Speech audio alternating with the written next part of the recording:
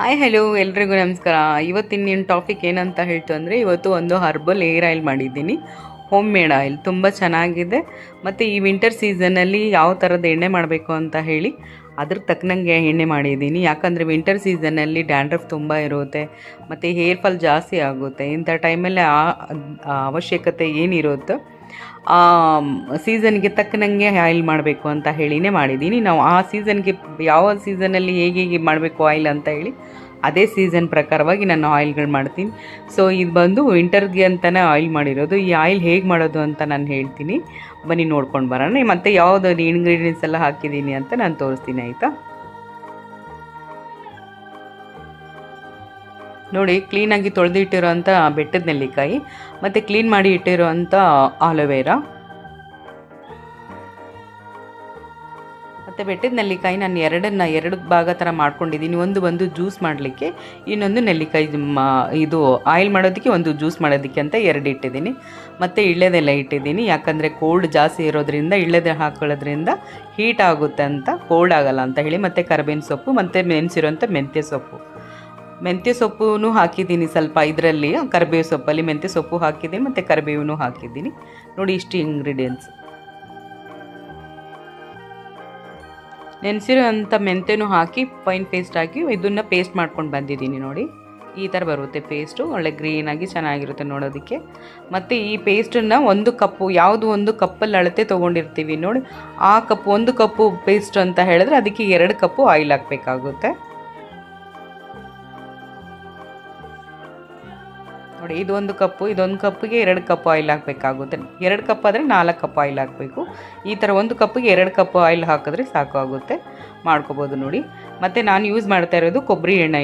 ನಾನು ಕೊಬ್ಬರಿ ಎಣ್ಣೆ ಮತ್ತು ಹರಳೆಣ್ಣೆ ಎರಡೂ ಯೂಸ್ ಮಾಡ್ತಾ ಇರ್ತೀನಿ. ಹರಳೆಣ್ಣೆ ಕೋಲ್ಡ್ ಆಗುತ್ತೆ ಅಂತ ಬರೀ ಕೊಬ್ಬರಿ ಎಣ್ಣೆ ಮಾತ್ರ ಯೂಸ್ ಮಾಡ್ತಾ ಇದ್ದೀನಿ ನೋಡಿ. ಮತ್ತು ಇದು ಕಬ್ಬಿಣದ್ರಲ್ಲೇ ಮಾಡಬೇಕಾಗುತ್ತೆ ಆಯಿಲು.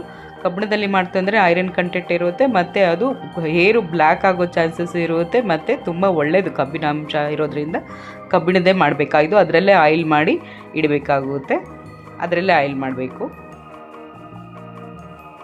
ಆಯಿಲ್ ಮಾಡೋ ಟೈಮಲ್ಲಿ ದಿಢೀರಂತ ಕರೆಂಟ್ ಹೋಯಿತು. ಕರೆಂಟ್ ಹೋದಾಗ ಸುಮಾರು ಹೊತ್ತು ಕಾದು ನೋಡಿದೆ ನಾನು, ಕರೆಂಟ್ ಬರುವಂತೆ ಅಂತ ಹೇಳಿ ಬಂದಿಲ್ಲ. ಮತ್ತು ಸಂಜೆವರೆಗೂ ಅದನ್ನು ಇಟ್ಟು ಅಂತ ಹೇಳಿದ್ರೆ ಆ ಪೇಸ್ಟು ಹಾಳಾಗುತ್ತೆ ಅಂತ ಹೇಳಿ ಕರೆಂಟ್ ಇಲ್ಲದೇ ನಾನು ಹಾಗೆ ಮಾಡ್ಕೊಂಡು ಇದನ್ನು ನಾನು ಶೂಟ್ ಮಾಡೋಕ್ಕೆ ಆಗಿಲ್ಲ. ತುಂಬ ಕತ್ಲಾಯಿತು.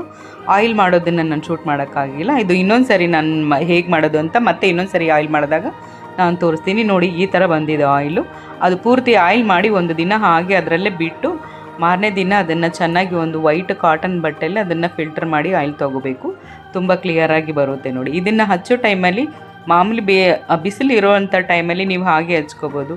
ಮಳೆಕಾಲ ಮತ್ತು ಈ ಚಳಿಕಾಲದಲ್ಲಿ ಲೈಟಾಗಿ ಉಗುರು ಬೆಚ್ಚೋದ್ರಲ್ಲಿ ಥರ ಲೈಟಾಗಿ ಬಿಸಿ ಮಾಡಿಕೊಂಡು ಎಣ್ಣೆ ಹಚ್ಚೋದ್ರಿಂದ ತಲೆಗೆ ಡ್ಯಾಂಡ್ರಫ್ ಇರೋದಿಲ್ಲ ಮತ್ತು ಹೇರ್ ಫಾಲ್ ಕಂಟ್ರೋಲ್ ಆಗುತ್ತೆ. ಮತ್ತು ಇದು ಮಕ್ಳಿಗೂ ಹಚ್ಬೋದು. ಮಕ್ಕಳಿಗೆ ಏನಂತ ಹೇಳಿದ್ರೆ ಡ್ಯಾಂಡ್ರಫ್ ಜಾಸ್ತಿ ಇರುತ್ತೆ, ಅಂಥ ಮಕ್ಕಳಿಗೆ ಡ್ಯಾಂಡ್ರಫ್ ಕಡಿಮೆನೂ ಆಗುತ್ತೆ. ಮತ್ತು ದೊಡ್ಡವ್ರಿಗೂ ಡ್ಯಾಂಡ್ರಫ್ ಇರೋದ್ರಿಂದ ಆ ಡ್ಯಾಂಡ್ರಫ್ ಜಾಸ್ತಿ ಇತ್ತು ಅಂದರೆ ಹೇರ್ ಫಾಲ್ ಮೇನ್ ಇರುತ್ತೆ. ಮತ್ತು ಚಳಿಗಾಲದಲ್ಲಿ ಜಾಸ್ತಿ ಕೂದಲು ಉದುರುತ್ತೆ. ಬೇಸಿಗೆ ಕಾಲದಲ್ಲಿ ಮಾಮೂಲಿ ಇರುತ್ತೆ. ಚಳಿಗಾಲದಲ್ಲಿ ವಿಂಟರ್ ಸೀಸನಲ್ಲಿ ಹೇರ್ ಫಾಲ್ ಅಂತೂ ಎಲ್ಲರಿಗೂ ಕಾಮನ್ ಆಗಿ ಜಾಸ್ತಿನೇ ಇರುತ್ತೆ. ಸೊ ಇಂಥ ಆಯಿಲ್ ನಾವು ಮನೆಯಲ್ಲೇ ರೆಡಿ ಮಾಡಿ ಮಾಡ್ಕೊಳ್ಳೋದ್ರಿಂದ ಟೆನ್ಷನ್ ಫ್ರೀಯಿಂದ ನಾವು ಹಚ್ಕೋಬೋದು. ಯಾಕಂದರೆ ನಾವೇ ಮಾಡಿರ್ತೀವಲ್ಲ, ಯಾವುದೊಂದು ಕಲಬೆರಕೆನೇ ಇರೋದಿಲ್ಲ, ಯಾವುದು ಸೈಡ್ ಎಫೆಕ್ಟ್ ಇರೋದಿಲ್ಲ. ಮತ್ತು ನಾವು ಆರಾಮಾಗಿ ಇದನ್ನು ಮಾಡ್ಕೊಂಡು ಹಚ್ಕೋಬೋದಾಗುತ್ತೆ. ಇದನ್ನು ಲೈಟಾಗಿ ನಾ ಹೇಳಿರೋ ಥರ ಲೈಟಾಗಿ ಬಿಸಿ ಮಾಡಿ ಹಚ್ಚಿ ಒಳ್ಳೆ ಮಸಾಜ್ ಕೊಟ್ಟು ಮತ್ತು ಒಂದಿನ ನೈಟ್ ಪೂರ್ತಿ ಇಟ್ಟು ಬೆಳಗ್ಗೆ ಸ್ನಾನ ಮಾಡಿ. ಕೂದಲಂತೂ ತುಂಬ ಚೆನ್ನಾಗಾಗುತ್ತೆ. ಒಂದು ಸರಿ ಟ್ರೈ ಮಾಡಿ ನೋಡಿ, ತುಂಬ ಚೆನ್ನಾಗಿರುತ್ತೆ ಆಯಿಲು. ಮತ್ತು ಇದು ಹೋಮ್ ಮೇಡ್ ಆಯಿಲು, ಆರಾಮಾಗಿ ಮಾಡಿಕೊಂಡು ನಾವೇ ಹಚ್ಕೋಬೋದು. ಏರ್ ಫಾಲಲ್ಲೂ ಕಂಟ್ರೋಲ್ ಬರುತ್ತೆ. ನನಗೆ ಯೂಸ್ ಮಾಡುವಂಥ ಆಯಿಲು ನಾನು ಮನೆಯಲ್ಲೇ ತಯಾರಿಸ್ಕೊಳ್ಳೋವಂಥ ಆಯಿಲೇ, ನಾನು ಹೊರಗಡೆ ತೊಗೊಳ್ಳೋದಿಲ್ಲ. ಮನೇಲಿ ಸ್ವಲ್ಪ ಟೈಮ್ ತೊಗೊಂಡು ಈ ಥರ ಎಣ್ಣೆ ಮಾಡ್ಕೊಳ್ಳಿ. ಎಣ್ಣೆ ಮಾಡೋದ್ರಿಂದ ಏನಾಗುತ್ತೆ ಅಂತ ಹೇಳಿದ್ರೆ, ಹೊರಗಡೆ ಒಂದು ಆಯಿಲ್ ತೊಗೊಂಡು ಬರೋದ್ರಿಂದ ಎಣ್ಣೆಲಿ ಯಾವ ಥರದಲ್ಲಿ ಏನೇನು ಇರುತ್ತೆ ಅಂತ ನಮಗೆ ಹೇಳಕ್ಕೆ ಬರೋದಿಲ್ಲ. ನಾವು ಮಾಡಿ ಇಟ್ಕೊಳ್ಳೋದ್ರಿಂದ ಎಣ್ಣೆ ಏನಾಗುತ್ತೆ ಅಂದರೆ ನಾವು ಪ್ರತಿಯೊಬ್ಬರಿಗೂ ಹಚ್ಬೋದು. ಮತ್ತು ಈಗಂತೂ ಮಕ್ಕಳಿಗೆಲ್ಲ ತುಂಬ ವೈಟರ್ಸು ಮತ್ತು ದೊಡ್ಡವ್ರಿಗೂ ಬೇಗನೆ ವೈಟರ್ಸ್ ಬರೋವಂಥ ಚಾನ್ಸಸ್ ಎಲ್ಲ ಇದೆ. ಅದೆಲ್ಲ ಆಲ್ಮೋಸ್ಟ್ ನಾವು ಈ ಥರ ಎಣ್ಣೆಗಳೆಲ್ಲ ನಾವು ಮನೇಲೇ ಮಾಡೋವಂಥ ಎಣ್ಣೆಗಳನ್ನ ಹಾಕ್ತಾ ಅದು ಕಾಲಕ್ರಮೇಣ ಕಡಿಮೆ ಆಗುವಂಥ ಚಾನ್ಸಸ್ ಇರುತ್ತೆ. ಸೊ ಮನೇಲಿ ಟೈಮ್ ತೊಗೊಂಡು ನೀವು ಆದಷ್ಟು ಎಣ್ಣೆಗಳು ಮಾಡಿಕೊಂಡು ಹಚ್ಕೊಳ್ಳಿ ಅಂತ ನಾನು ಹೇಳ್ತೀನಿ. ಮತ್ತು ಇನ್ನೊಂದು ಏನಂತ ಹೇಳಿದ್ರೆ, ಇದೇ ಥರ ಆಯಿಲ್ಗಳದ್ದು ನಿಮಗೆ ವೀಡಿಯೋಗಳು ಬೇಕು ಅಂತ ಹೇಳ್ತು ಅಂದರೆ, ಆಯಿಲು, ಫೇಸ್ ಪ್ಯಾಕು ಮತ್ತು ಎಲ್ಲ ಥರದಲ್ಲಿ ವೀಡಿಯೋಗಳು ಬೇಕು ಅಂದರೆ ಹೆಚ್ಚಿಗೆ ನನಗೆ ಕಮೆಂಟ್ ಮಾಡಿ. ಕಮೆಂಟ್ ಮಾಡಿ ಮತ್ತು ಶೇರ್ ಮಾಡಿ, ಸಬ್ಸ್ಕ್ರೈಬ್ ಮಾಡಿ. ಇದೇ ಥರ ಎಲ್ಲ ವೀಡಿಯೋಗಳು ನಾನು ಮತ್ತೆ ಹಾಕ್ತೀನಿ ಅಂತ ಕೇಳ್ಕೊಳ್ತಾ ಇಲ್ಲಿಗೆ ನನ್ನ ವೀಡಿಯೋ ಮುಗಿಸ್ಕೊಳ್ತಾ ಇದ್ದೀನಿ. Take care, bye bye. Thank you so much.